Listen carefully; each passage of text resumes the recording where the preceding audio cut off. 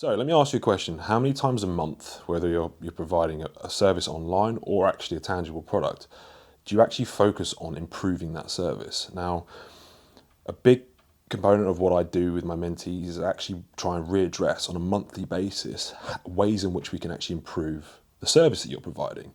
This is super, super, super important, and it's something that's so overlooked, even by huge corporate companies that have directors, boards of directors, because all they care about ultimately is profit.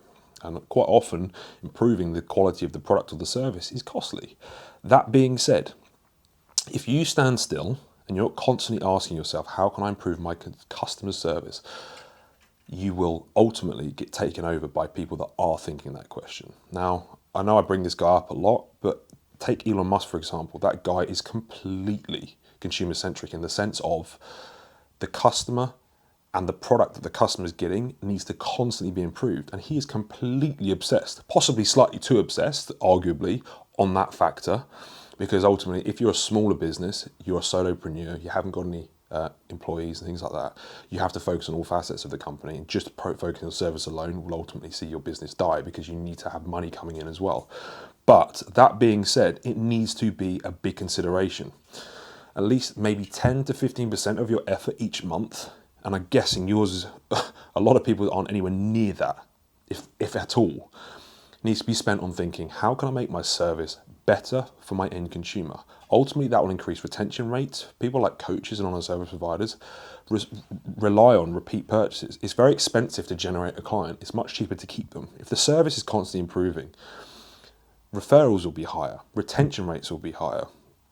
Your innovation will set you above and beyond your competitors. So your uptake of new clients will be higher. So it's a massive, massive consideration. It also gives you, like I said to you a minute ago, there needs to be other factors, i.e. sales. It gives you a massive boost in actual things to talk about when you do the sales calls. You are talking to people about the value that you are providing. It's so important to just ask yourself every single month, or sit down and have a brainstorm, or whatever you want to call it, get your whiteboard out and really sit down and think about how you can improve it. Maybe it might be talking to your current customers.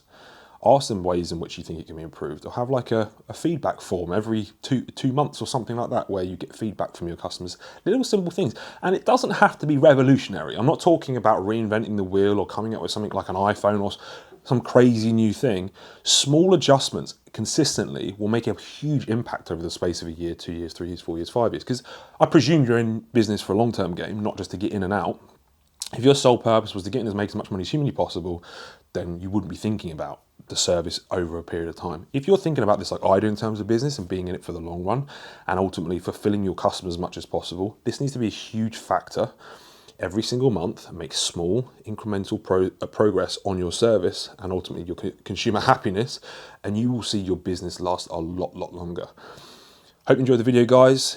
If you liked it, please subscribe, thumbs up, comment if you have any questions, and I'll see you on the next one.